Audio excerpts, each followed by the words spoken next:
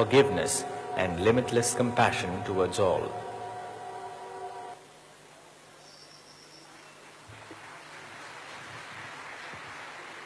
Hello,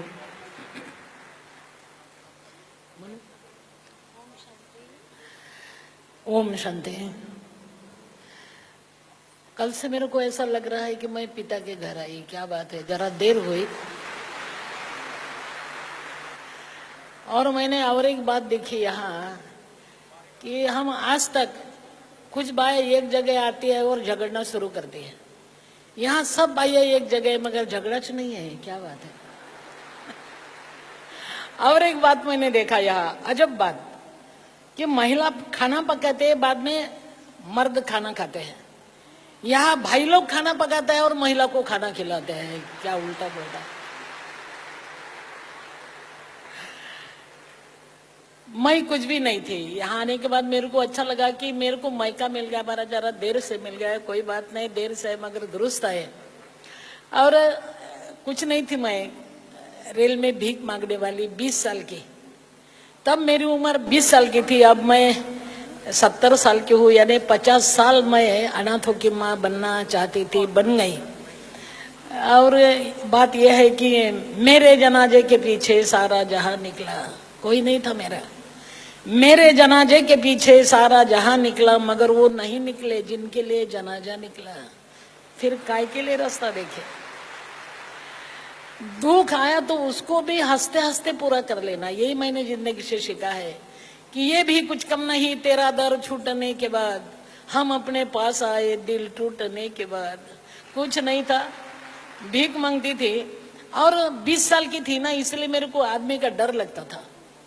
यहाँ तो कोई भी किससे नहीं डरता, जिंदाबाद है ये सब।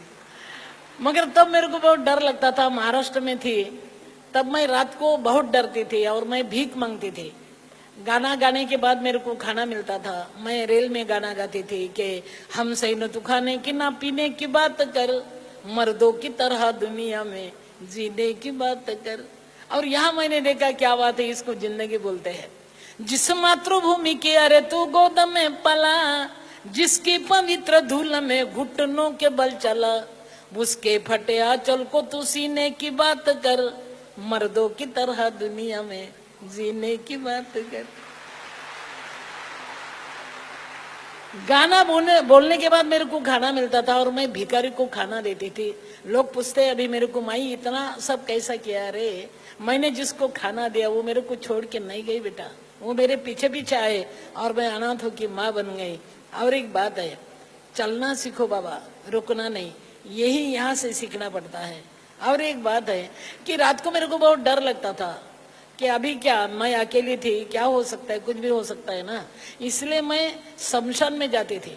मेरे को समाज सेवा करने की प्रेरणा जो मिली है वो शमशान में मिली। एक दिन मैं सोचती थी कि आज मर जाए, बिल्कुल नहीं, आज जीना नहीं है, फुल स्टॉप, फिनिश जिंदगी, आप खत्म करना है मेरे को। और अंदर से आवाज आई। शमशान में बैठी थी मैं और जले हुए मुर्दे के ऊपर मैंने रोटी भुनी थी, खाई थी, पानी भी पिया था मटके से और सोच रही थी मरना है, आज मरना है। अंदर से आवाज आई, आत्मा की आवाज सुनो। संस्था ये बताती है कि तुम्हारे मन की आवाज सुनो बेटा, मन को सबल करो, यानी मन को बहुत यानी बलशाली करो। मैं उस दिन शमशान में रो रही थी, मेरे को कोई भी नहीं, मेरे पास कुछ नहीं। अंदर से मन से आवाज आई, गलती कर रही सिंधु ताई, कोई नहीं, इसीलिए तुम मर रही है। अरे सिंधु ताई, कफन को जेब नहीं होती, कफन को जेब नहीं होती। और बेटा कफन को जेब नहीं होती, और बेटा यानी कफन को जेब नहीं होती, और मरना कभी किसकी सिफारिश नहीं लेती। तुमको मरना तो जरूर है मगर अभी नहीं, कुछ करके मरो और मरने वाले के जीना सीखो। ये पहली बात।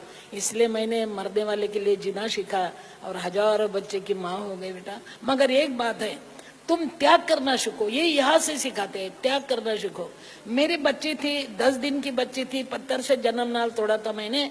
जब मैंने सोचा दूसरे बच्चे के लिए माँ बनना है तो मेरी खुद की बच्ची मैं पास में नहीं रखूंगी। क्यों? मेरी माँ गलती कर सकती है ना, दूसरों के मैं थोड़ा खाना दूंगी, बच्चों को ज्यादा खिलाऊंगे ना। इसलिए मैंने मेरी बच्ची को दूसरा संस्था को दी और मैंने अनाथों की माँ बनना चाहा। 50 साल हो गए, आज मैं बहुत जिंदाबाद हूँ, मेरे कॉलर टाइट है। बेटा ओम शांति, ओम शांति, ओम शांति।